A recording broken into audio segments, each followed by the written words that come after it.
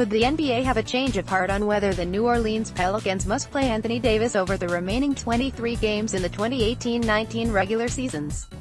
According to a report by Marc Stein of the New York Times, Pelicans acting general manager Danny Ferry hopes to find out. Stein reveals that Ferry, who took over for the recently fired Dell Demps, intends to re-engage the NBA on its threat to invoke its anti-resting policy should the Pelicans rest Davis. The economic logic of the NBA's anti-resting policy: under the anti-resting policy, NBA Commissioner Adam Silver has the discretion to fine a team at least $100,000 for resting a healthy player. The imposition of the penalty is more likely to occur in response to teams that sit players in nationally televised games and when the rested players are stars.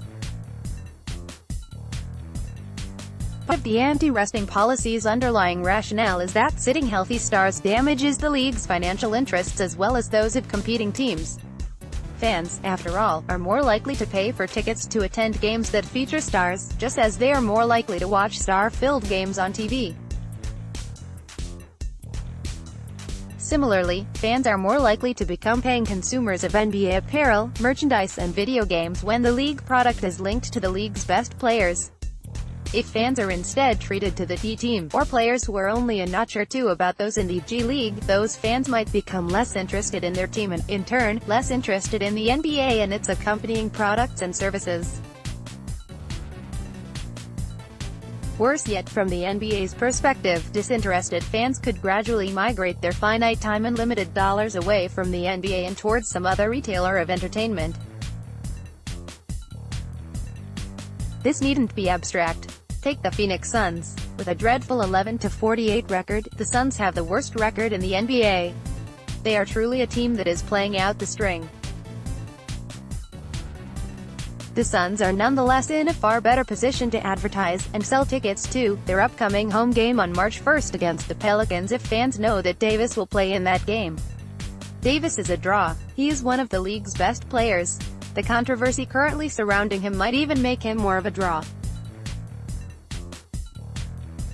But if Suns fans learn that Davis will be a healthy scratch in that March 1st game, it will prove more challenging for Suns sales staff to convince their fans to pay good money to watch a 26-33 team led by Drew Holiday and Julius Randle live than if those fans knew Davis would play. Similarly, if fans with tickets don't show up to a Suns game because it unappealingly lacks one of the NBA's true superstars, the Suns will experience diminished concession and parking revenue. The NBA has also observed consumer protection litigation over starless lineups.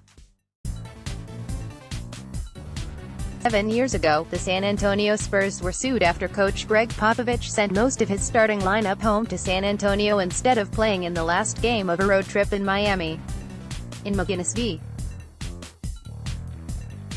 Spurs, a Heat season ticket holder argued that the Spurs had engaged in an illegal bait-and-switch by advertising Tim Duncan, Tony Parker, Manu Ginobili and other Spurs starters only to rest them. The lawsuit failed because an NBA ticket only guarantees that specific teams will play, not that specific players on those teams will play. Still, Popovich's resting aggravated then NBA Commissioner David Stern, who felt that the practice betrayed the interests of fans and the league's broadcast partners. Stern fined the Spurs $250,000.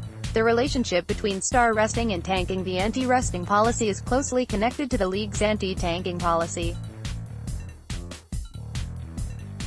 Article 13(g) of the league's constitution forbids teams from attempting to lose a game.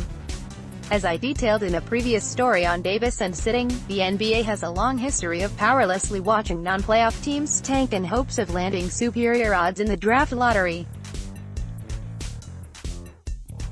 A team that tries to lose is, of course, engaged in a form of anti-competitive cheating, while other bad teams play competitively and win a few games even if doing so hurts their draft odds. A tanking team games the system to raise the probability of losing and thus increase their draft odds.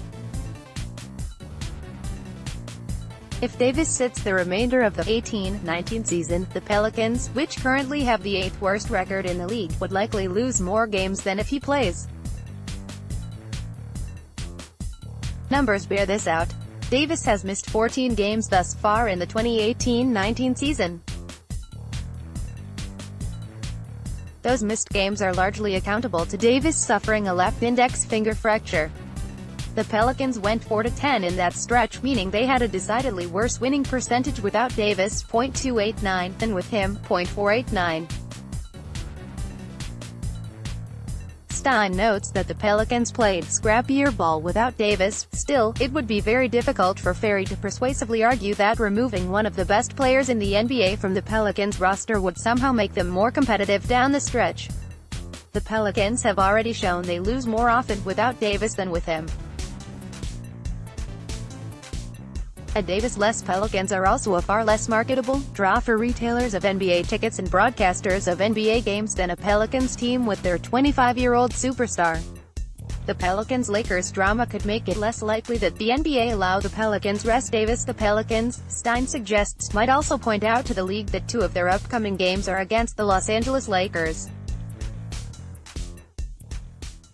The teams will play in New Orleans on Saturday and in Los Angeles next Wednesday. The Davis situation might prove more of distraction in those games than in others. As detailed previously on the crossover, the NBA is investigating whether the Lakers, and possibly LeBron James through his, and Davis's agent, Rich Paul, have conspired to tamper. The supposed plot involves the conspirators trying to persuade Davis to force his exit out the Pelicans and to the Lakers. To the extent there is or was any plot, it has thus far bombed. The Lakers failed to trade for Davis prior to the trading deadline, and, if we take Davis at his word, he is now open to being traded to other teams this summer. I expect the NBA to be less inclined to allow the Pelicans to sit Davis against the Lakers than against any other team. The league knows that national interest in those Pelicans-Lakers would be much higher with Davis in them than without him. TV ratings would rise accordingly, drama sells, and a matchup between a 28-29 team and a 26-33 team would be a lot more compelling if Davis, the coveted one, plays in that game than if he sits. J.R. Smith and Chandler Parsons aren't Anthony Davis. The Pelicans could also point to the NBA that other teams have sat healthy players without suffering any penalty for it. During the current season, the Cleveland Cavaliers have sat a healthy J.R. Smith and the Memphis Grizzlies have sat a healthy Chandler Parsons. The defect with that argument for the Pelicans is that, at this point in their careers, neither the 33-year-old Smith nor the 30-year-old Parsons qualifies as a star.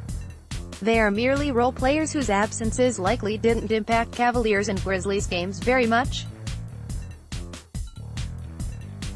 Moreover, neither player is a significant marketing draw to fans to attend games or to watch those games on TV. In other words, comparing the Pelicans sitting Davis and other teams sitting bench players is an apples and oranges comparison, and one that is unlikely to persuade the NBA.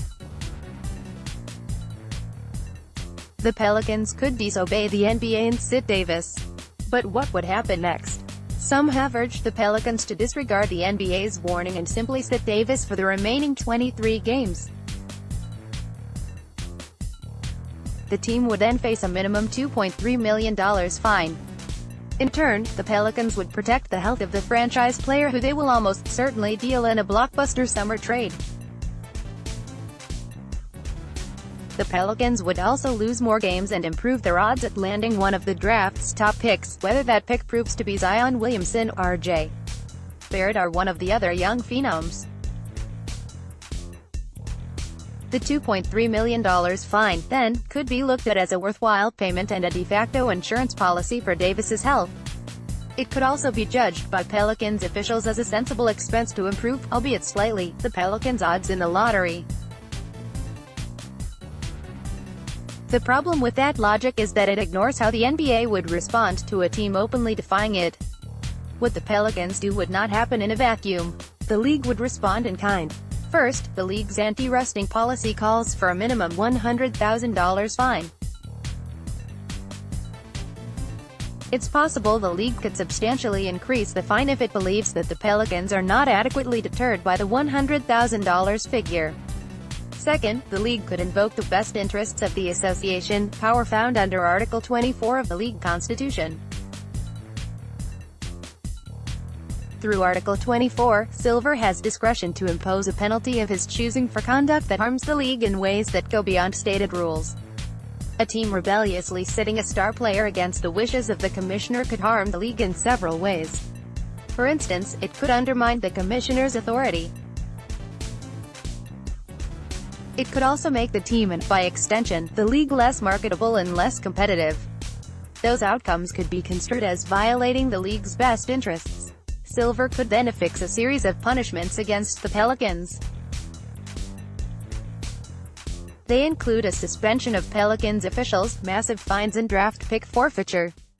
Any such actions by the commissioner would be final, binding, conclusive, and unappealable. Third, the league could rely on Article 13's anti-tanking language.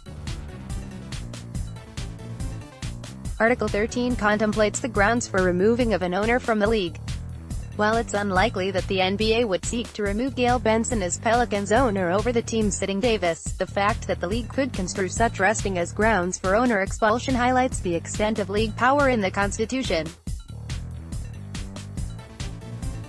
Fourth, Silver could turn to Article 35A, which allows him to suspend or fine up to $1 million a coach or GM who is guilty of conduct prejudicial or detrimental to the association. A GM and coach who dare the NBA into punishing their team could set a negative precedent for the commissioner's ability to control the league. That, in turn, could persuade Silver to take decisive action against both Ferry and head coach Alvin Gentry. Also, before you think the Pelicans could play Davis for 2 minutes and then bench him, the NBA would almost certainly interpret that type of gimmick approach as a violation of the spirit of the anti-resting policy, if not the letter of it. The Players Association could also object to the Pelicans sitting Davis. If the Pelicans sit Davis against his wishes, there would be, as I outline in another The Crossover piece, grounds for both Davis and the National Basketball Players Association to object. Davis could argue the benching hurts his career statistics in that he will accumulate fewer career blocked shots, points, rebounds and other stats if he is jettisoned from the team. He would also miss games that he could never get back. Further, Davis could contend that he would suffer reputational harm. He might be judged unfairly, as lacking fire or competitive spirit if he allows a team to bench him. Such reputational harm could damage his endorsement opportunities.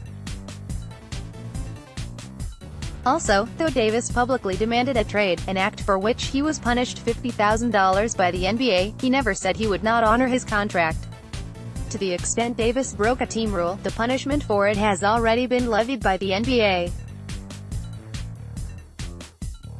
This is an important point because under the one penalty provision in Article 6 of the Collective Bargaining Agreement, players can't be double punished by the league and team for the same misconduct.